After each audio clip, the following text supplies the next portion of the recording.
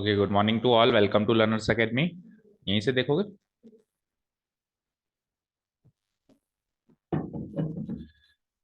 Okay, so today your topic is वही same exercise 10.1 part 2। कल अपन ने पार्ट 1 में इंट्रोड्यूस किया। पहले दो क्वेश्चंस हुए थे, राइट। और जो कॉन्सेप्ट्स यूज हुए थे वो कौन से थे? एक तो मतलब पुराना रिवीजन ही वो चल रहा है एक तरीके से, एरिया ऑफ ट्राइंगल फार्मूला लगा और दूसरा डिस्टेंस फार्मूला लगा, राइट है ना। ये दो फार्मूले हमारे लगे। ठीक है, ठीक है, ठीक है, ठीक है, ठीक है। हम्म। देखो, कल जो हमने क्वेश्चन किया था ना, उसको देखो। अचानक से मुझे याद है, एक तरीके से और से कर सकते हैं अपन अपन कल कुछ ऐसे किया था, फटाफट से देखो शॉर्ट। कल कुछ हमने ऐसे किया था कि एक इक्विलेटरल ट्रायंगल था, है ना। तो ये टू वे साइड थी उसकी, है ना। इस टाइप का हमने इक्विलेटरल ट्रायंगल बनाया था, और इन दोनों के कोऑर्डिनेट तो हमको पता चल गए थे। मेन तो हमको इसके कोऑर्डिनेट्स पता करने थे ना, इस पॉइंट। तो देखो हम क्या कर सकते हैं, इसकी साइड अगर टू ए है तो ए ऊपर, ए नीचे, और ये भी टू है और ये भी टू है। तो अब ऊपर और नीचे किसी भी एक ट्रायंगल में पाइथागोरस थ्योरम लगा दो। लेट से मैंने इस ट्रायंगल में लगा दी, तो टू ए का स्क्वायर माइनस ए का स्क्वायर बराबर दिस लेंथ आ जाएगी। एक बार ये लेंथ आ जाएगी तो कोऑर्डिनेट भी पता चल जाएगा भाई। जितनी लेंथ होगी, मान लो लेंथ 5 सेंटीमीटर है तो 5,0, ये जो लेंथ होगी उतना ही तो एक्स कोऑर्डिनेट होगा उसका। तो आप ये भी कर सकते हो, क्योंकि इक्विलेटरल ट्रायंगल है, सारे साइड्स बराबर है, तो ये भी टू है और ये आधा आधा हो गया, ए ऊपर ए नीचे। तो ये टू ए का स्क्वायर माइनस ए का स्क्वायर क्या आएगा, √3a आएगा ना। तो ये √3a अगर इसकी लेंथ हो गई तो इसका एक्स कोऑर्डिनेट क्या हो जाएगा, √3a, सी। ठीक है, इस तरीके से चलो quickly let's move forward towards question number 3। Find the distance between p x1 y1 and q x2 y2 when pq is parallel to y axis and pq is parallel to x axis। ठीक है ना, काफी easy question है। तो देखो क्या कह रहा है कि एक 2D प्लेन बनाओ, लेट्स, है ना।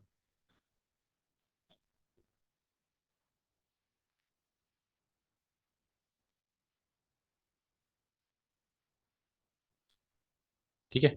अभी क्या कह रहा है कि आपको डिस्टेंस बतानी है दो पॉइंट से x1 y1 and x2 y2। लेकिन आगे बढ़ो, जैसे ही हमको ये पता चलेगा कि इन दोनों के बीच की डिस्टेंस बनानी है तो हम सीधे ऐसे लाइन नहीं बना देंगे, हम पूरा क्वेश्चन पढ़ेंगे ना। देखो आगे क्या कह रहा है कि ये जो PQ लाइन है, ये पहला क्वेश्चन है कि इस पैरेलल टू वाई एक्सिस, तो फिर अपन वाई एक्सिस के पैरेलल बनाएंगे। तो क्वेश्चन पढ़ के फिर अपन ग्राफ बनाए, नहीं तो फिर काटापीटी करनी पड़ेगी। तो वाई एक्सिस के पैरेलल ऐसे बनेगा, बताओ, बोलो ऐसे बनेगा, है ना। तो वाई एक्सिस के पैरेलल लेट से कि एक लाइन बना दी हमने, है ना। पी किसी को भी मान लो, क्यू किसी को भी मान लो। लेट से पी ऊपर वाले को मान लेते हैं एंड क्यू नीचे वाले को मान लेते हैं ना। हम्म।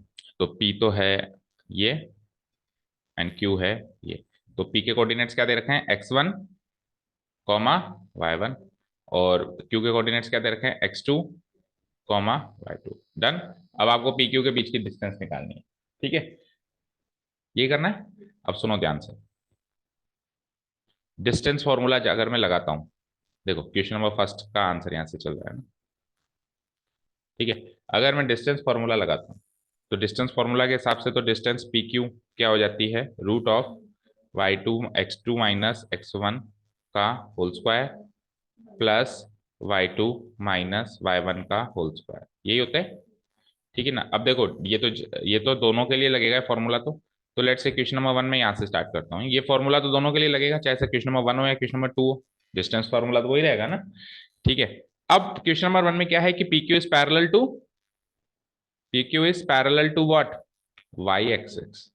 तो टेल मी वन थिंग, अगर P Q is parallel to Y axis है तो यहाँ से क्या इन्फॉर्मेशन मिली, बताओ, सोचो जरा।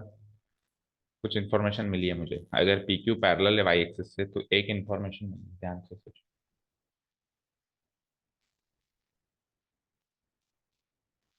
नहीं पता चली? नहीं पता चली, okay, tell me one thing. इधर लेके चलता हूँ मैं। मुझे बताओ, ये एक लाइन है parallel to Y axis, 2D plane पे लेके आना, इस पॉइंट के कोऑर्डिनेट्स बोलना। इधर से देख के बोलो, कोऑर्डिनेट्स है ना अभी आपके पास। हम्म, ठीक है, इसके बोलो। कुछ कुछ दिखाई दिया दोनों में क्या? एक्स कोऑर्डिनेट सेम है, ऑब्वियस बात है। अगर कोई लाइन वाई एक्सिस के पैरेलल है तो वो पैरेलल है ना। तो वो जितना ऊपर दूर है उतना ही तो नीचे दूर है, तो एक्स कोऑर्डिनेट सेम होगा, होगा नहीं होगा, अंडरस्टूड। तो मैं उधर क्या लिख लूंगा, x1 equal to x2। So x1 equal to x2, ये इंफॉर्मेशन मिल गई मुझे। x1 इक्वल टू x2, तो अब आप डिस्टेंस निकालो। Now distance P Q equal to what. तो आप x1 और x2 को बराबर रख दोगे, या तो x1 को भी x2 रख दो या x2 को भी x1 रख दो, तो कुल मिला के ये जीरो हो जाएगा। Tell me, x2 minus x1 क्या हो जाएगा, जीरो का होल स्क्वायर, प्लस आगे जो भी as it is y2 minus y1 का होल स्क्वायर। इसका आगे रीजन लगा दूंगा मैं, because x1 equal to x2, because x1 equal to x2 है, तो ये क्या हो जाएगा, क्या हो जाएगा, ये जीरो हो जाएगा। ठीक है ना। नाउ व्हाट, अब देखो जीरो का स्क्वायर जोड़ूंगा तो कुछ वो वही बचेगी अगली क्वांटिटी, y2 माइनस y1 का होल स्क्वायर का रूट, यही बनेगी। अब होल स्क्वायर से रूट कट के क्या आएगा बताओ, आंसर क्या आएगा, y2 minus y1। Answer check करो पहले का, यही क्या, अच्छा y2 माइनस y1 भी हो सकता है, सुनो, y2 माइनस y1 भी हो सकता है, या फिर देखो प्लस माइनस में आता है ना, देखो इधर प्लस माइनस में आता है, तो मैं इसके आगे प्लस माइनस लगाऊं। अब जब मैं इसके आगे प्लस माइनस लगाता हूं तो या तो ये y2 माइनस y1 भी हो सकता है, ठीक है ना, या फिर ये y1 माइनस y2 भी हो सकता है, माइनस लगा दूं तो इन शॉर्ट में पता है क्या कह सकता हूँ, इन शॉर्ट में ये कह सकता हूँ कि ये modulus of y2 minus y1 होगा। चेक करो आंसर, यूनिट्स, डिस्टेंस है तो यूनिट्स में। क्यों, देखो मेरी बात सुनो, आपको ये पता नहीं है ना कि y2 और y1 कौन कौन है, y2 बड़ा है कि y1 छोटा है, कि y1 बड़ा है कि y1, कुछ पता नहीं है। तो आप तो बाढ़ में जाना, आप तो मॉडुलस में रख दो, बड़ा होगा छोटा होगा, माइनस साइन को एलिमिनेट करना है, क्योंकि distance can not be negative, distance can not be negative, तो अगर मैं मॉडुलस में फिट कर दूं तो बात खत्म। अगर ये y2 छोटा भी हुआ और y1 बड़ा भी हुआ और नेगेटिव आंसर आ भी गया तो मॉडुलस उसको एलिमिनेट करते हैं। मॉडुलस काय के लिए बना है, इसलिए ही तो बना है। जब जब अपने को लगे कि अपने को नेगेटिव साइन एलिमिनेट करना है तो आप मॉडुलस लगा दिए, ठीक है। तो दिस इज अवर आंसर, समझ आया। अब सेकंड क्वेश्चन होमवर्क मार्क करो फटाफट से, देखो सेकंड क्वेश्चन में क्या हो जाएगा, सेम टू सेम हो जाएगा। अब ये एक्स एक्सिस के पैरेलल है, बोलो अब ये क्या है, एक्स एक्सिस के पैरेलल है। लेट अस से अब की बार p इधर है और q इधर है, तो p के कोऑर्डिनेट्स वही x1 कॉमा y1 और q के कोऑर्डिनेट्स वही x2 कॉमा y2। तो अगर कोई y एक्सिस के पैरेलल थी तो उसमें x1 x कोऑर्डिनेट सेम होते हैं, तो अगर y x एक्सिस के पैरेलल होगी तो ये डिस्टेंस बराबर होगी, ये डिस्टेंस बराबर होगी, तो कौन से कोऑर्डिनेट सेम हो जाएंगे, y कोऑर्डिनेट। तो इन दोनों को जीरो रख दूंगा, तो जब मैं इन दोनों को जीरो रखूंगा यहाँ पे, जीरो माइनस जीरो, तो ये क्वांटिटी जीरो हो जाएगी। तो क्या बचेगा, x2 माइनस x1 का होल स्क्वायर, और वही स्क्वायर से रूट कटेगा और वही प्लस और माइनस, तो आंसर क्या आ जाएगा, x1 माइनस x2। हाँ, और सिंपल सी बात है, देखो ये तो अपन एक लॉजिकली कर लिया डिस्टेंस फॉर्मूला लगा लगू के, लेकिन सिंपल सी बात है, मुझे एक चीज बताओ, इधर आओ। लेट्स से कि मैं एक लाइन बनाता हूँ यहाँ पे, बना दी मैंने। अब अगर ये वाई एक्सिस के पैरेलल है तो विथआउट डिस्टेंस फॉर्मूला भी आप निकाल सकते हो। देखो इधर से कितना ऊपर है, इधर से कितना, इनके वाई कोऑर्डिनेट का डिफरेंस ही तो उसकी लंबाई होगी। भाई मान लो इसके कोऑर्डिनेट्स क्या थे, 6,6,6, इसके कोऑर्डिनेट्स क्या थे, -4, 6,-4, राइट। तो अब एक्स कोऑर्डिनेट तो सेम है ना, तो वाई कोऑर्डिनेट का डिफरेंस ही तो उसकी लंबाई होगी। भाई 6 यूनिट ऊपर है, 4 यूनिट नीचे, तो 10 यूनिट इसकी लंबाई हो गई ना। तो जब वाई एक्सिस के पैरेलल है तो केवल, कि जब y एक्सिस के पैरेलल है तो केवल y कोऑर्डिनेट हेल्प कर रहा है लंबाई निकालने के लिए, जब x एक्सिस के पैरेलल तो x कोऑर्डिनेट हेल्प करेगा। तो कॉमन सेंस से भी हम निकाल सकते थे, हालांकि अपन ने तो डिस्टेंस फॉर्मूला से लगाया है, वो एक अलग चीज है। ठीक है, क्वेश्चन क्लियर है, बताओ, क्रिस्टल क्लियर। सेकंड पार्ट बिल्कुल ऐसे ही स्ट्रक्चर वाइज आप करके दोबारा 2D प्लेन बनाना, दोबारा x एक्सिस के उसको पैरेलल में। ठीक है, चलते हैं नेक्स्ट क्वेश्चन। थोड़ा सा स्पीड पकड़ते हैं अपन, है ना, क्योंकि इजी क्वेश्चंस में तो पकड़ ही सकते हैं। Find a point on the x-axis which is equidistant from the point 7,6 and 3,4। अब देखो 2D प्लेन बनाना है, इन सारे क्वेश्चंस में 2D प्लेन बनाना ही पड़ेगा ना, अंदाजा लगाने के लिए। अब आपको क्या चाहिए कि पहले तो ये 2 पॉइंट मार्क करो। अब 2 पॉइंट मार्क करेंगे तो इसका मतलब ये नहीं है कि हम एग्जैक्ट वही पॉइंट मार्क करेंगे, अंदाजे से मार्क कर लेंगे। दोनों फर्स्ट क्वाड्रेंट में ये तो दिखाई दे रहा है, अब ऐसा नहीं कि सर थर्ड क्वाड्रेंट में मार्क कर दो, तुमने जस्टिफाई होना चाहिए ना। तो फर्स्ट क्वाड्रेंट में 7,6 3,4 मार्क कर दो फटाफट, लगभग अंदाजे से भाई कहाँ कहाँ होंगे, है ना। तो लेट से 7,6 में मान लेता हूँ कि यहाँ होंगे, अंदाजे से 7,6 ले लो, यहाँ ले लो, ले लिया मैंने 7,6। ठीक है, और दूसरा पॉइंट क्या है, 3,4 लेट से कि मैंने 3,4 यहाँ मार्क कर दिया, 3 लगभग यहाँ मार्क, ठीक है। ठीक है, अब क्या कह रहा है क्वेश्चन, एक ऐसा पॉइंट बताओ, वो पॉइंट कहाँ होना चाहिए, एक्स एक्सिस पे होना चाहिए। अब एक्स एक्सिस पे तो इनफाइनाइट पॉइंट्स हैं, देखो ये भी एक्स एक्सिस पे, ये भी एक्स एक्सिस पे, ये भी बहुत सारे पॉइंट्स हैं। अब जो आपको पॉइंट चाहिए उसकी खासियत क्या है कि वो इन दिए हुए 2 पॉइंट से इक्वी डिस्टेंट है। क्या है, इक्वी डिस्टेंट, यानी कि बराबर की दूरी पर है।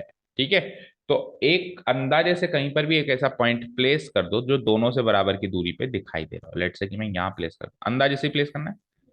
अब ये इससे जितना दूर, उससे भी उतना ही दूर, और ये पॉइंट खुद कहां पर है, एक्स एक्सिस पर। समझ आया? ये इससे जितना दूर उससे उतना ही दूर, और पॉइंट कहां पर है, एक्स एक्सिस पर है। इन शॉर्ट मैं कह सकता हूं कि ये डिस्टेंस बराबर ये वाली डिस्टेंस। समझ आया? ये डिस्टेंस बराबर ये वाली। ठीक है, तो अब इसका नामकरण कर देते हैं। लेट्स से कि दो पॉइंट्स थे ए एंड बी। कोऑर्डिनेट्स क्या क्या थे पहले के, तो 7,6, बोलो, 7,6 एंड 3,4। इसके 3,4। ठीक है। अब ये पॉइंट के कोऑर्डिनेट्स पता करना, क्या करना है आपको, फाइंड अ पॉइंट। जैसे ही देखो मेरी बात सुनो, कोऑर्डिनेट ज्योमेट्री में वो कहता है ना पॉइंट निकालो, तो कोऑर्डिनेट ज्योमेट्री में हर एक चीज की पहचान कोऑर्डिनेट से होती है। तो पॉइंट निकालो दैट मीन्स पॉइंट के कोऑर्डिनेट्स निकालो, पॉइंट के कोऑर्डिनेट्स निकालो। तो आपको एक्स एक्सिस पे जो पॉइंट रख दिया ना आपने, लेट से उसको पी मार्क कर दें, तो आपको पी के क्या चाहिए, कोऑर्डिनेट्स चाहिए। अब मुझे बताओ, अगर ये एक्स एक्सिस पे आता है तो इसके कोऑर्डिनेट्स x,0 टाइप के होंगे? बाय कोऑर्डिनेट तो जीरो होगा, होगा नहीं होगा? तो ये इंफॉर्मेशन, आप कई बच्चे इसको एक्स कोमा वाई रख देते हैं। अब सुनो, अगर मैं एक्स कोमा वाई रख देता तो सोचो क्या होता। लेट से मैंने एक्स कोमा वाई रख दिया। अब आपको इन्फॉर्मेशन है कि ये इससे और ये इससे बराबर की दूरी पर है, तो आप distance BP, distance AP equal to distance क्या करते, बीपी के बराबर करते, करते नहीं करते, करते हैं ना। तो अब डिस्टेंस एपी कैसे निकालते हैं, कि वही X, x2 minus x1 divide by whole square, इस तरीके से करते हैं ना, इधर भी करते हैं ना। तो आप खुद सोचो, इधर जो चीज बनती वो भी एक्स और वाई में बनती, और इधर जो चीज बनती वो भी एक्स और वाई में बनती। तो हमने सीखा है ना कि एक इक्वेशन अगर दो वेरिएबल में, तो दो इक्वेशन चाहिए होती, तो यहाँ पे एक्स और वाई दो वेरिएबल है, इक्वेशन तो एक ही है। तो सॉल्व नहीं कर सकते आप उसको, एटलीस्ट उतनी इक्वेशंस आपको चाहिए जितने वेरिएबल वहां पे मौजूद है। तो अगर आप ऐसे कर देते तो आप फंस जाते हैं ना। तो फिर आप दूसरी इन्फॉर्मेशन सोचते हैं, एक इन्फॉर्मेशन और होनी चाहिए थी। देखो एक इन्फॉर्मेशन वहां पर है, एक इन्फॉर्मेशन वहां पे क्या है, कि this point is lying on the x axis. तो वहां से क्या हुआ कि ये y नहीं है, ये जीरो है, ये जीरो है, तो अब एक ही वेरिएबल है, दूसरा वेरिएबल है कहाँ, तो एक इक्वेशन एक वेरिएबल सफिशिएंट है, सॉल्व करें। समझ गए? ठीक है, चलो तो फिर सॉल्व कर दें। तो डिस्टेंस में शॉर्ट में कर रहा हूँ, सारी चीजें आ जाना। डिस्टेंस, मैं चलो ये बात तो लिख देता हूँ। Let the coordinates of the point B, let the coordinates, या फिर वो भी लिखो चलो, है ना। here it is given that here it is given that point P lies on x axis, इतना तो लिख दो कम से कम, है ना, तो x axis point P lies on the x axis, so if it is lying on x axis, so इसीलिए इसके कोऑर्डिनेट्स मान लेते हैं, so let the coordinates of point PB, of point PB, क्या लिया हमने कोऑर्डिनेट्स, x, 0। अब now it is given that, now it is given that, क्या गिवन है, कि point P is equi distant, है ना। Point P is equi distant, यानी P जो है इक्वी डिस्टेंट पे है, P जो है इससे बराबर की दूरी पर है ना, equidistant from points A and B, points A and B, ये गिवन है। ठीक है ना, इक्वी डिस्टेंट का मतलब समझ में है ना, इक्वी मतलब बराबर, डिस्टेंट मतलब दूर होना, बराबर बराबर रूप से दूर है वो उससे, बराबरी की दूरी पर है ना।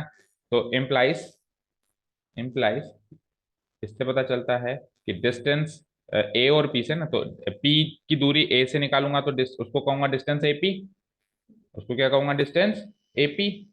पी की दूरी जब ए से निकालूंगा उसको क्या कहूंगा, डिस्टेंस एपी। और पी की दूरी जब बी से निकालूंगा उसको क्या कहूंगा, डिस्टेंस बीपी। समझ आया? तो एपी डिस्टेंस और बीपी डिस्टेंस बराबर हो गए। ठीक है, तो एपी और बीपी डिस्टेंस को बराबर रखते हैं यूजिंग डिस्टेंस फॉर्मूला। क्या हो जाएगा ये, देखो वही x2 - x1, लेकिन अब देखो x2 - x1 करूंगा तो सबसे पहले चलो एपी पे फोकस करो, है ना। तो x2 - x1 करूंगा यानी कि x-7 करूंगा, और y2 - y1 करूंगा यानी 0 - 6 करूंगा। समझ आया? तो x-7 का होल स्क्वायर और 0 - 6 का होल स्क्वायर करो, x-7 का होल स्क्वायर प्लस 0 - 6 का, 0 - 6 का होल स्क्वायर। इधर आ जाओ, बीपी पे फोकस करो, तो बी के कोऑर्डिनेट्स क्या है, 3,4। तो x माइनस थ्री का होल स्क्वायर और 0 - 4, समझ आया? ठीक है ना, x माइनस थ्री का होल स्क्वायर और 0 - 4 का होल, समझ आए? चलो इसको सॉल्व करते हैं। तो it will be like x - 7 का होल स्क्वायर को सॉल्व कर दो। देखो पहले तो एक काम करो, रूट से रूट हटाओ, है ना। टेकिंग स्क्वायरिंग बोथ साइड्स कर दूं तो स्क्वायर से रूट कैंसिल आउट हो गया। चलो अब x - 7 का होल स्क्वायर क्या होगा, एक्स स्क्वायर -2 भी करेंगे, 2 7 जा 14x, 7 का स्क्वायर क्या होगा 49, और 0 - 6 क्या होता है -6, -6 का होल स्क्वायर क्या होगा 36। इधर आओ, x - 3 का होल स्क्वायर करो तो एक्स स्क्वायर ओके। वही -2x करेंगे तो 2 3 जा 6, -6x, और +3 का स्क्वायर हो जाएगा 9, और 0 - 4 यानी -4 का स्क्वायर क्या हो जाएगा 16। देखो एक चीज नोटिस करो, एक्स स्क्वायर से एक्स स्क्वायर कट गया तो ये क्वाड्रेटिक इक्वेशन नहीं बनी। क्वाड्रेटिक इक्वेशन नहीं बनी यानी एक्स की वैल्यू निकलेगी, यानी ऐसा एक ही पॉइंट है। अगर क्वाड्रेटिक इक्वेशन बच जाती तो एक्स की दो वैल्यूज आती, दैट मीन्स एक्स एक्सिस पे से दो पॉइंट मिलते हैं। समझ आया? तो ये छोटी मोटी चीजें अब अपने को खुद को सोचनी है। क्वेश्चन में तो एक सिंपल सी लाइन का दे देगा, अपने को पूरा डेप्थ में जाना है क्वेश्चन के, है ना। तभी आगे के कॉन्सेप्ट समझ में आए। हालांकि अगर आप नहीं सोचो ये छोटी मोटी बातें तो भी आंसर तो ले आओगे, लेकिन अगले कॉन्सेप्ट जो है इसी चैप्टर के और अगले साल के, वो सोचना, जब 3D में सोचोगे ना सारी चीजें, तो सोचना मुश्किल होगा। तो अभी 2D में बिल्कुल डेप्थ में जाके सोचो कि यार क्वाड्रेटिक इक्वेशन नहीं बनी यानी एक्स की एक ही वैल्यू आएगी, यानी एक्स एक्सिस पे ऐसा एक ही पॉइंट है जो इससे बराबर की दूरी पर। ठीक है, इज दिस क्लियर? ओके। तो नाउ व्हाट, तो -14x, -6x को इधर ले लें तो -14x + 6x कितना होता है -8x। ठीक है, और बाकी सबको उधर ले जाओ तो 16 और 9 25 तो हैं ही उधर, और 49 और 36 कितने होते हैं 50 35 85, तो इधर आके -85, तो 25 - 85 -60, तो x की वैल्यू आ गई। अब ये तो साफ साफ दिखाई दे रहा था कि फर्स्ट मतलब इधर positive side of x axis पे वो पॉइंट आएगा, तो देखो पॉजिटिव वैल्यू आ रही है ना इसकी, -60 बाई -8, माइनस से माइनस कटा पॉजिटिव आ गई। 2 से काट दूं अगर मैं इसको, नहीं 4 से काट दो तो 15/2 या फिर 7.5। So the coordinates of point P R, so the coordinates of point P R, आपने क्या लिए थे x,0, तो x की वैल्यू क्या आ गई, या तो 15/2 लिख दो, 15/2, 0, या फिर 7.5, 0। चेक चेक करो फटाफट।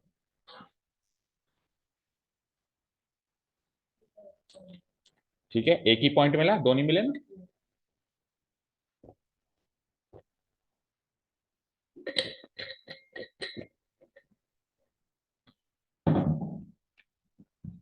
ठीक है, समझ आया ना हुआ?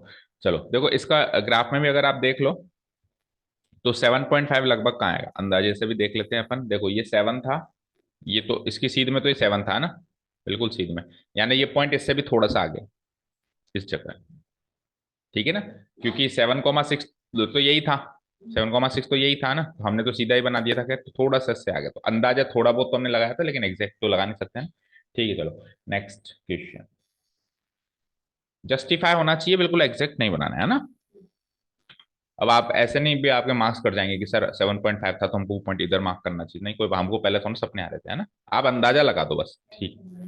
हाँ कोई बात नहीं, हम अंदाजा लगा दें, इतना ही काफी है। Question number 5, find the slope of A line. चलो अब स्लोप के क्वेश्चन शुरू हो रहे हैं बेटा। विच passes through the origin and the mid point of the line segment joining the points this and this. देखो एक ऐसी लाइन सोचनी है, उसका स्लोप निकालना है पहली बात तो। चलो स्लोप तो बाद में निकालेंगे, पहले लाइन तो देखो, लाइन की क्या डेफिनेशन दे रही है। सबसे पहले तो ओरिजिन से गुजर रही है, दूसरी चीज और कहां से गुजर रही है, इन दोनों के मिड पॉइंट से गुजर रही है। यानी कि लाइन को बनाने के लिए मिनिमम दो पॉइंट्स चाहिए होते हैं आपको, मिनिमम आपको 2D प्लेन में मैं मिनिमम 2 पॉइंट्स देता हूं तो आप लाइन बना सकते हो। तो दो पॉइंट कौन कौन से दिए, एक तो ओरिजिन, और एक इन दोनों का मिड पॉइंट, और एक इन दोनों का मिड पॉइंट। समझ आया? तो थोड़ा सा इसको 2D प्लेन पे मार्क करने की कोशिश करें। 0, -4 कहाँ आएगा अंदाजे से, 0, -4 कहाँ आएगा सोचो जरा।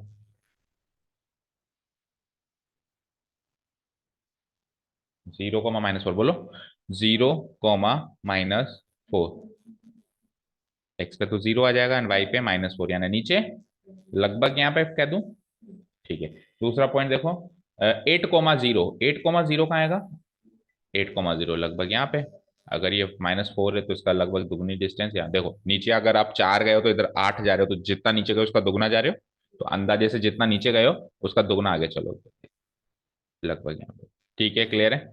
अब इन दोनों का मिड पॉइंट चाहिए, ये जो 2 पॉइंट मार्क किए इसका क्या चाहिए आपको, मिड पॉइंट। तो मिड पॉइंट निकालने के लिए दोनों को कनेक्ट तो करोगे जब तो मिड पॉइंट समझ आएगा। तो लेट से कि इसको तो मैंने कनेक्ट कर दिया, और इसका अंदाजे से मिड पॉइंट भी मार्क कर लो। तो अंदाजे से ये मिड पॉइंट यहाँ मार्क हो गया।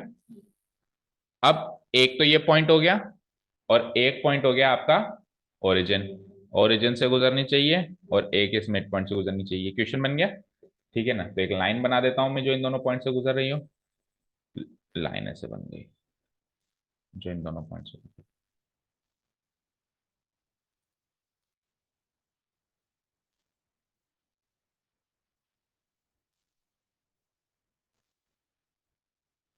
गई। ठीक है ना, एक ऐसी लाइन बन गई जो इन दोनों पॉइंट से गुजर रही है। चलो इनका थोड़ा सा साज सज्जा कर लेते हैं इनकी, है ना, मीन्स इनके नाम वगैरह लिख देते हैं। तो 2 पॉइंट्स क्या दिए हुए थे हमको, पी और बी। अच्छा नाम भी दिए हुए हैं, देखो पी है इसका तो 0, -4, इसका नाम क्या है, पी 0, -4, और उसका नाम है बी 8, 0, राइट।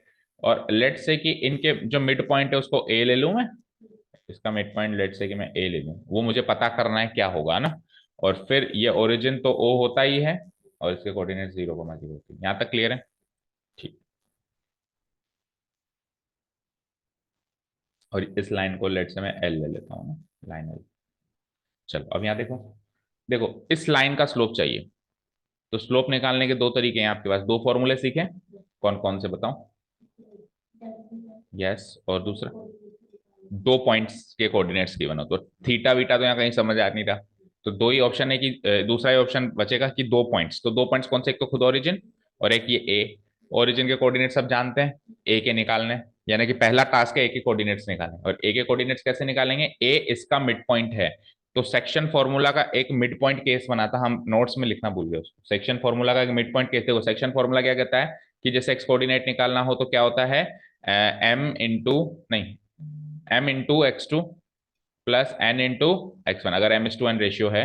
ठीक है ना, तो m×x2 plus n×x1 divided by x1 plus x2, ऐसा ही कहता है वो। तो अब अगर ये मिड पॉइंट है, अगर ये मिड पॉइंट है तो रेशियो क्या हो जाएगा, 1:1। अगर ये मिड पॉइंट है तो रेशियो क्या हो जाएगा, 1:1। तो m को भी 1 और n को भी 1 रख दूं तो 1, 1 नहीं, 1, 1, 1। इधर मैंने गलत लिख दिया, ये m+n होता है, x1 प्लस x2 में, m+n। तो इधर भी 1 लिख दूं उधर भी 1 लिख दूं, तो देखो 1×x2 और 1×x1 क्या हो जाएगा, ये x1 प्लस x2 हो जाएगा, और डिवाइडेड बाय 2। तो क्लास 10th में सीखा है हमने ये मिड पॉइंट सेक्शन फॉर्मूला का। मिड पॉइंट का केस क्या होता है कि दोनों को जोड़ के डिवाइडेड बाय 2, दोनों को जोड़ के डिवाइडेड बाय 2, क्योंकि m:2n क्या हो जाता है, 1 और 1 हो जाता है ना। ये अपन ने शायद नोट्स में लिखना स्किप कर गए अपन, है ना, फॉर्मूला लिख दिया, ये मिड पॉइंट वाला केस, पर्टिकुलर केस हमने लिखा नहीं। ठीक है ना, तो लिख दो चलो, या तो लिख दो कहाँ पे लिखा हुआ है, उधर भी लिख दो और इधर भी लिख दो। Straight lines.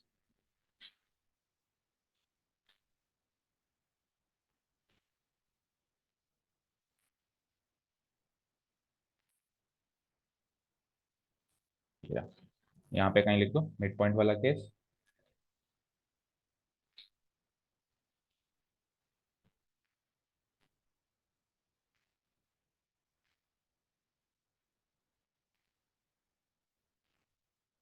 ठीक है, इसी के आगे लिख दो कैसे, और लगा के, और और और x1 plus x2, x1 plus x2 divided by 2। ठीक है ना, और यहाँ पे y1 plus y2 divided by 2। Bracket में लिख देना हल्का सा आगे कि ये मिड पॉइंट वाला केस है ना। ठीक है, और यहाँ पे भी लगा दिया मैंने।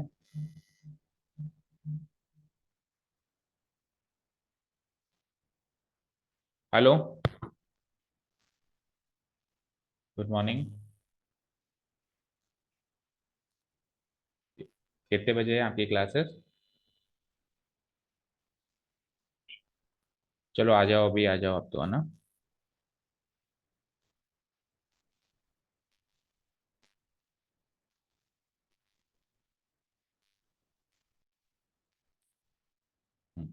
ठीक है, तो ब्रैकेट में लिख देना ये मिड पॉइंट केस है ना, क्योंकि m और n को क्या रख देंगे अपन 1:1। और सिमिलरली एक्सटर्नली में भी ऐसे कैसे हो जाएगा ना, एक्सटर्नली में भी कर दो, बस उसकी जगह माइनस आ जाएगा। शिफ्ट कर देता हूँ तो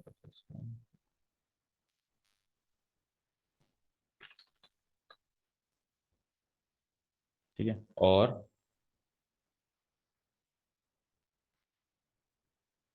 ठीक है, और x2 माइनस x1, क्या कर लिखूंगा मैं यहाँ पे, x2 माइनस x1। ठीक है,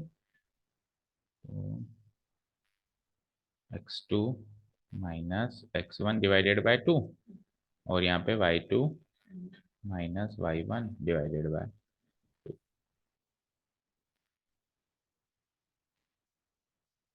ठीक है, डन। इसको सेव कर लो, कर लेते हैं, चलते हैं अपने क्वेश्चन के पास। भी पर्टिकुलर केस है जब m/n क्या आ जाए, 1 आ जाए ना। इधर चाहे से ऐसे लिख दो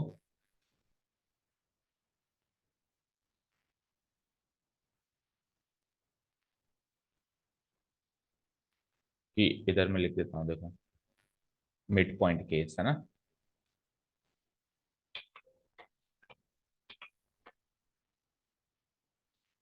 इधर मैं क्या लिख देता हूँ, mid point case, mid point case. Similarly उधर भी चलेगा, ठीक है। ओके चलो, अब चलते हैं अपने क्वेश्चन के पास। अच्छा, तो अब सीधे कर दें, डिस्कस तो कर लिया अपने कॉन्सेप्ट, तो अब एग्जाम में तो फिर सब कुछ आपको लिखना ही है, बट अभी अपन थोड़ा डायरेक्ट कर लेते हैं ना। तो पी के कोऑर्डिनेट्स ये हैं, बी के कोऑर्डिनेट्स ये हैं, तो कोऑर्डिनेट्स ऑफ ए, मान लो कोऑर्डिनेट्स ऑफ ए मैंने x1 x और y ले लिए, लेट से क्या ले लिए, x और y, x कॉमा y ले लिए। तो कोऑर्डिनेट्स ऑफ ए निकालते हैं अब अपन, coordinates of A. Now coordinates of A are given by using the midpoint case of section formula, midpoint case of section formula as follows, section formula as follows। ठीक है, कैसे, x निकालता हूं पहले है ना, x कोऑर्डिनेट निकालता हूं, तो फॉर्मूला लिख दो आप, x1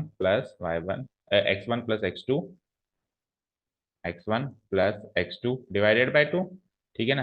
एंड y का फॉर्मूला क्या हो जाएगा, y1 + y2 divided by 2। Okay, तो x1 + x2 करो तो 0 + 8 डिवाइडेड बाय 2, यानी कि 8/2, यानी कि x कोऑर्डिनेट तो क्या आ गया 4, और इधर आओ -4 + 0 डिवाइडेड बाय 2, यानी कि -4 डिवाइडेड बाय 2, यानी कि -2। ओके, तो x कोमा y की वैल्यू आ गई। सो द कोऑर्डिनेट्स कितने क्या आ गए आपके, 4 कोमा -4। सिंपली एक बार लिख देता हूँ नीचे। So coordinates of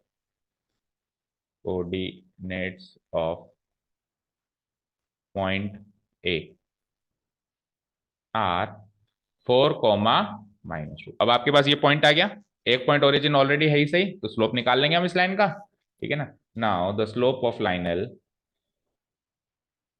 now the slope of line, 2 point form से निकालेंगे, मतलब 2 पॉइंट फॉर्मूला से, slope of line L is given by the formula, is given by formula क्या होता है, m equal to y2 minus y1 divided by x2 minus x1। ठीक है, तो लेट से x1 और y1 0,0 ले लेते हैं, है ना। और ये जो निकल के आए पहले तो अब मिसिंग थे, अब ये 4,-2 है, तो इनको इनको तो x1 y1 ले लेते हैं, और इनको x2 y2 ले लेते हैं ना। तो y2 माइनस y1 करूंगा, तो यानी कि स्लोप ऑफ लाइन एल, इधर ये भी मार्क कर लो, चलो slope of line L passing through the points, clear हो जाएगी, हम 2 पॉइंट यूज करें ना, passing through 2 points, passing through 2 points.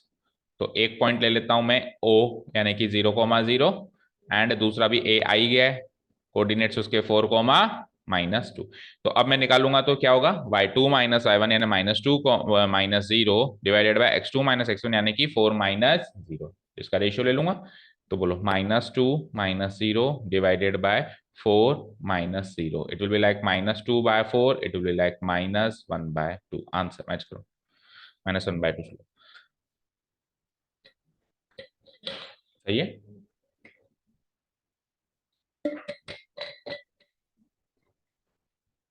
तो हमारे दो कॉन्सेप्ट रिवाइज हुए यहाँ से इस क्वेश्चन से। पहला कॉन्सेप्ट तो स्लोप कैसे निकालते हैं, 2 पॉइंट से। अब स्लोप के क्वेश्चन शुरू हो गए एक तरीके से ना, इस साल में एंटर कर गया अपन ना। और एक मिड पॉइंट के सेक्शन फॉर्मूला का वो भी डिस्कस हो गया। अच्छा हुआ हम नोट्स में भूल गए थे उसको नोट मेंशन करना, तो क्वेश्चन आ गया तो वो कवर हो गया। लेट्स से कि अब यहाँ क्वेश्चन नहीं आता तो हम स्किप कर जाते इसको, फिर एग्जाम में आता तो थोड़ा सा प्रॉब्लम आती। हालांकि कर लेते हैं एम और एन को 1:1 रख के, लेकिन फिर भी। अच्छा देखो स्लोप नेगेटिव आ रहा है, एक चीज नोटिस करो। तो स्लोप नेगेटिव आ रहा है तो देखो positive side of x axis anti clockwise obtuse angle बन रहा है कि नहीं बन रहा है। हमने रिजल्ट्स निकाले थे कि जब ऑब्ट्यूज एंगल बनता है तब क्या होता है, स्लोप नेगेटिव। तो वो भी जस्टिफाई हो रहा है। ओके, सब चीज जस्टिफाई करते हुए चलनी, केवल आंसर निकालने से मतलब नहीं है। ठीक है, next question, question number 6। Without using the Pythagoras theorem, देखो भैया आपके हाथ बांध दिए उसने कि पाइथागोरस थ्योरम तो यूज करनी नहीं है, आपको प्रूव करना है कि this this and this are the vertices of a right angle triangle. ठीक है, तो अगर ये 3 पॉइंट्स वर्टिसेस हैं राइट एंगल ट्राइंगल के, तो आपको प्रूव करना है, प्रूव करना है कि ये वर्टिसेस राइट एंगल, लेकिन आप पाइथागोरस थ्योरम नहीं यूज कर सकते। तो इसमें 2D प्लेन बनाने की जरूरत है क्या?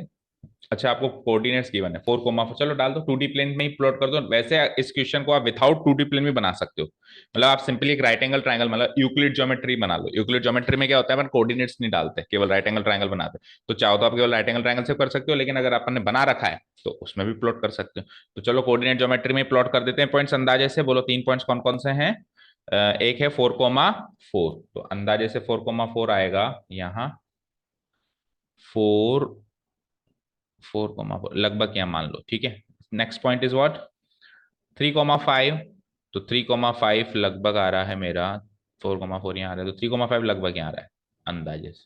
ठीक है, and the last point is -1, third quadrant में आएगा, लगभग -1 यहाँ पे। ठीक है ना।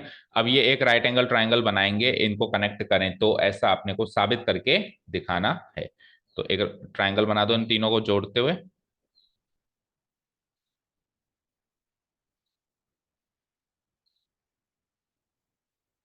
ठीक है, क्या ये एक राइट एंगल ट्रायंगल बनाएंगे, ऐसा अपने को सोच के दिखाना है। तीनों पॉइंट्स के नाम नहीं दिए हुए, तो लेट से हम ABC रख देते हैं।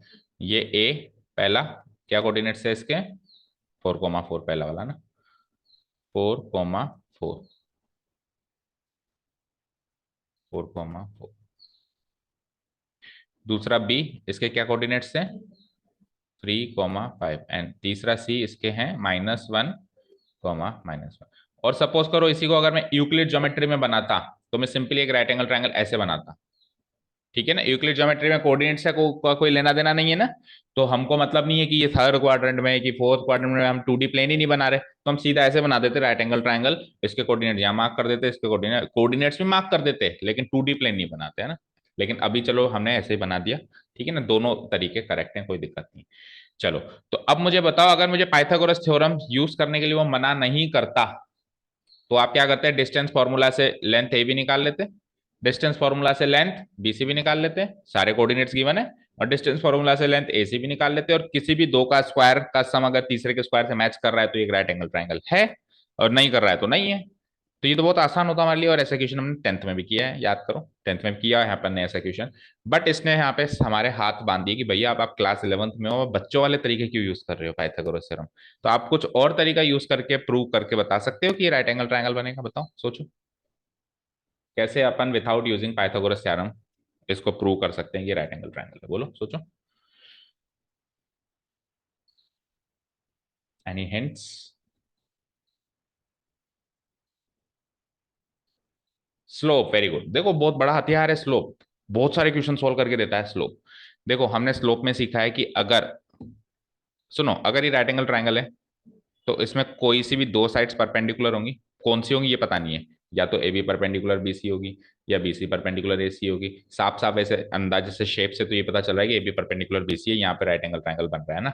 लेकिन चलो हमको पता नहीं है ना, एक तरीके से अंदाजे से तो चलती नहीं चीजें। तो या तो A B perpendicular B C होगी, या B C perpendicular A C होगी, या A C perpendicular to B C A B होगी, है ना। इन तीनों में से एक चीज होगी। हम तीनों का स्लोप निकाल लेते हैं। जिन जब भी दो लाइंस परपेंडिकुलर होती है तो उनके स्लोप का प्रोडक्ट क्या होता है, -1। सीखा है ना अपन ने, m1 m2 इक्वल टू -1। तो उन तीनों में से अगर किसी के भी स्लोप का प्रोडक्ट -1 आ रहा है तो वो दोनों परपेंडिकुलर है, और एक भी परपेंडिकुलर केस मिल गया तो ये right angle triangle, game over. ठीक है, उल्टा पाइथागोरस थ्योरम से जल्दी कर लोगे, उसमें 3 डिस्टेंस फॉर्मूला लगाओगे, फिर पाइथागोरस थ्योरम जल्दी कर लोगे ना। तो हमेशा स्लोप को अपने को एक पावरफुल टूल की तरह यूज करना है। तो चलो शुरू करते हैं, स्ट्रेटेजी तो हमने बना ली। Here the coordinates of ABC are given as the coordinates of A, B, and C are given as A तो है हमारा 4,4, B है हमारा 3,5, एंड C कितना गिवन है, -1, -1।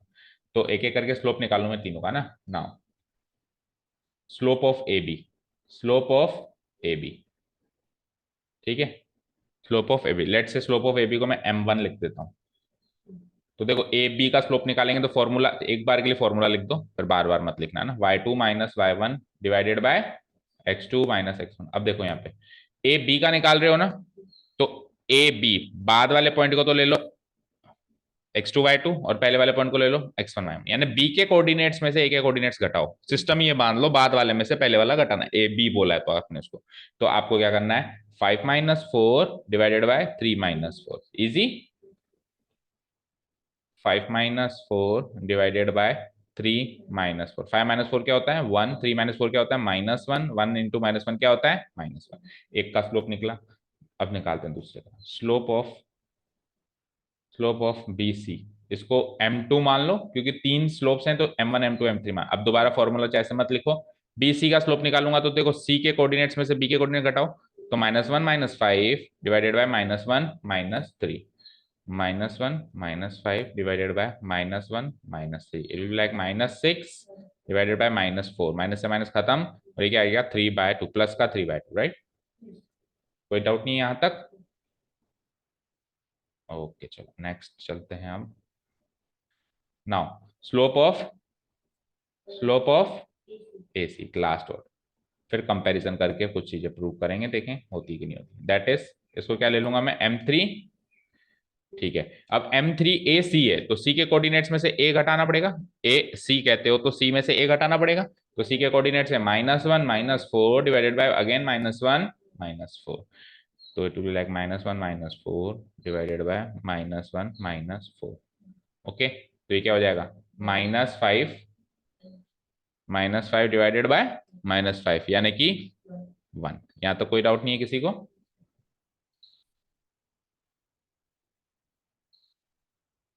ठीक है, चलो चलते हैं आगे, यहां तक क्लियर है। अब आप देखो इनमें से आपको कोई भी आ, या तो आप m1 इंटू m2 करके देखो, क्या वो -1 आ रहा है, आ रहा है, नहीं आ रहा। आप m2 इंटू m3 करके देखो, क्या वो -1 आ रहा है, नहीं।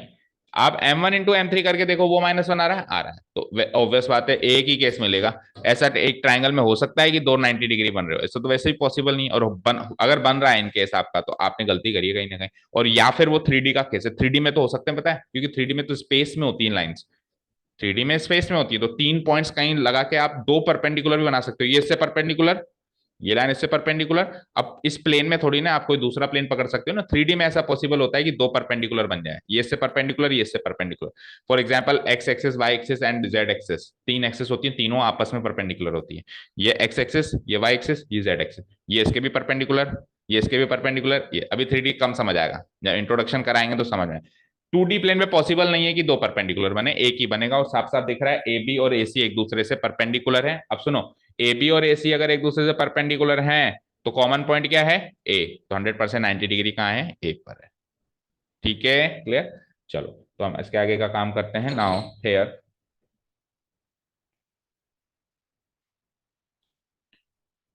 here on analyzing the slopes, on analyzing analyzing the slopes, m1 m2 and m3 of sides m1 किसका था, A B, m2 B C and A C respectively. इनके एनालाइज किया हमने अच्छे से, मतलब उनके दोनों के पेयर बनाए, तीन ही पेयर बन सकते हैं respectively. We find that we find that we find that m1 multiplied by m3, m1 multiplied by m3, m1 क्या था -1 मल्टीप्लाइड बाय 1 इक्वल टू क्या आ गया -1। तो m1 m3 अगर -1 है, इंप्लाइज स्लोप ऑफ m1 किसका स्लोप है A B, multiplied by m3 किसका स्लोप है, स्लोप ऑफ ए सी, क्या आ रहा है -1 आ रहा है। तो इंप्लाइज, यहां से इंप्लाई ये होता है कि A B is perpendicular to what, A C. ठीक है ना, इसका मतलब angle A is what 90 degree, and इसका मतलब triangle ABC is a right angle triangle, right triangle, right angled at A. ये भी बता दिया करो भाई कौन से वर्टेक्स पे राइट एंगल है, right angled at A. Proved, ये करना था। ठीक है, अभी अपन थोड़ा डिटेल में कर रहे हैं तो एक एक छोटी से छोटी बात नोट कर रहे हैं, बाकी अगर इसको रफली करना हो तो शायद आप 2 मिनट में कर दो स्लोप को फटाफट से कंपेयर करके, है ना। देखो, ठीक है, अच्छा हमने अंदाजा कहाँ लगाया था, देखो बी पे 90 डिग्री है बट ए पर है, देखो तो अंदाजा फेल हो गया ना। ए पर 90 डिग्री है ना कि बी पर है। ठीक है, ये बी सी हमारी हाइपोटेन्यूस है। चलिए, तो कितने क्वेश्चन हुए आज, 6 हुए। एक मिनट रुको, with find the slope of the line. Seventh भी देखो, इजी है बहुत। Find the slope of the line which makes an angle of 30 degree with the positive direction of Y axis measured anti clockwise. ठीक है, कैसे करेंगे इसको। एक ऐसी लाइन, पहले तो गिवन जो लाइन है उसको अंदाजे से बनाओ भाई, अंदाजन वो लाइन कहाँ है। क्या कह रहा है, find the slope of a line which makes an angle of what 30 degree with the positive direction of x axis, नहीं वाई एक्सिस। सपोज करो ये यहाँ पे एक्स एक्सिस कह देता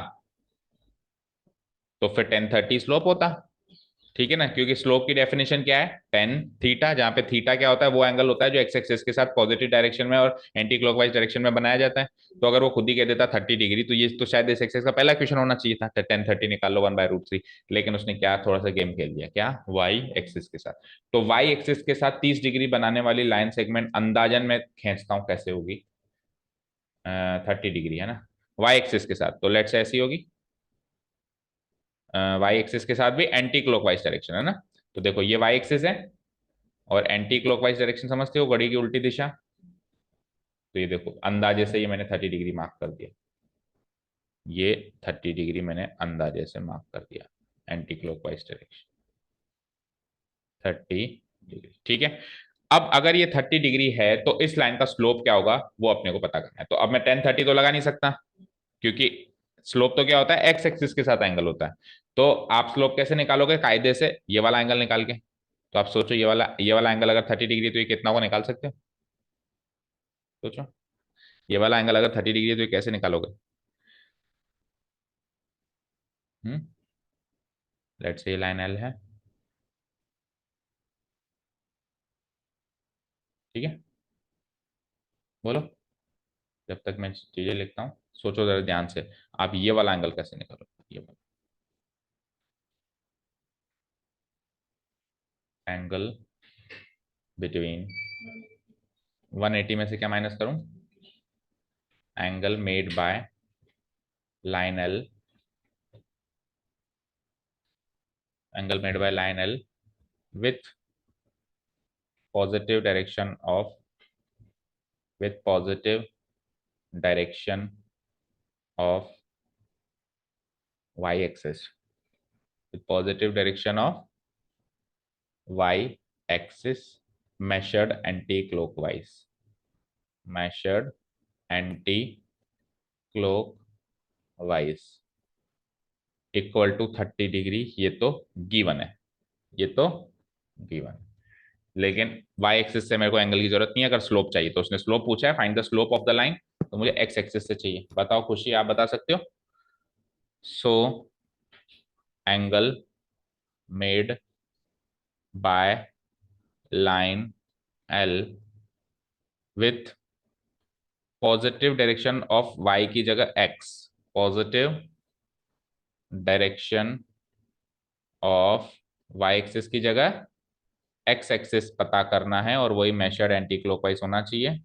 क्योंकि देखो, कभी भी अगर ना भी कहे ना, तो बाय डिफॉल्ट क्या होता है, बाय डिफॉल्ट क्या होता है, एंगल एंटी क्लॉकवाइज से मेजर होता है। अगर मैं कहूं नहीं ना कुछ भी कि क्लॉकवाइज एंटी क्लॉकवाइज, तो बाय डिफॉल्ट क्या होगा, एंटी।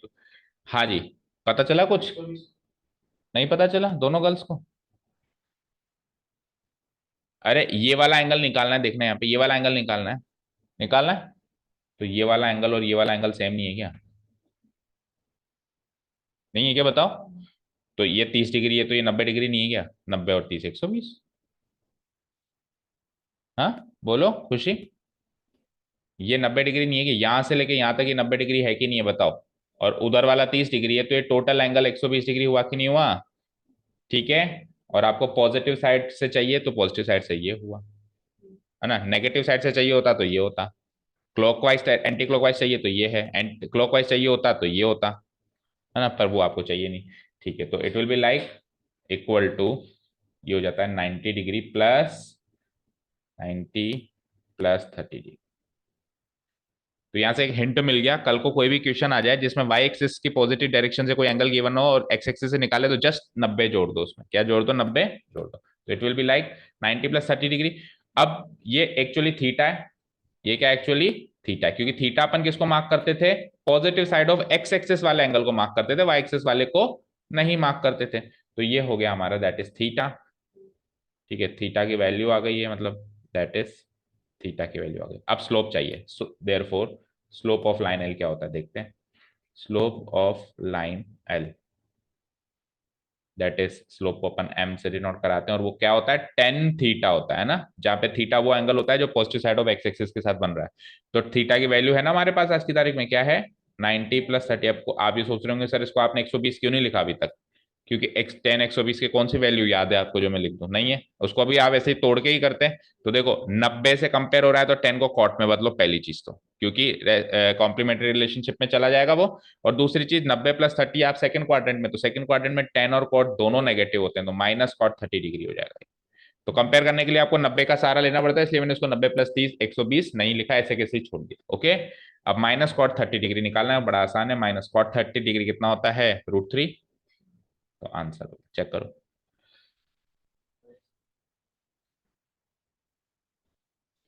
सही है। और देखो स्लोप नेगेटिव आ रहा है, क्यों आ रहा है, क्योंकि लाइन जो है एक्स एक्सिस का ऑब्ट्यूज एंगल बना रही है। रिजल्ट्स भी जस्टिफाई हो रहा है सारा, ठीक है। हाँ, लिखो, बाकी क्वेश्चंस कल करेंगे।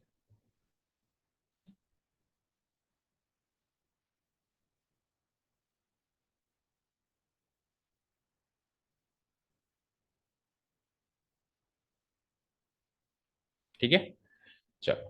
तो आज हमने किए हैं up to question number 7, right. अब जो है बचे हुए क्वेश्चंस कितने, 7 ही और है ना, तो ये हम नेक्स्ट क्लास में खत्म करेंगे। ठीक है, चलो।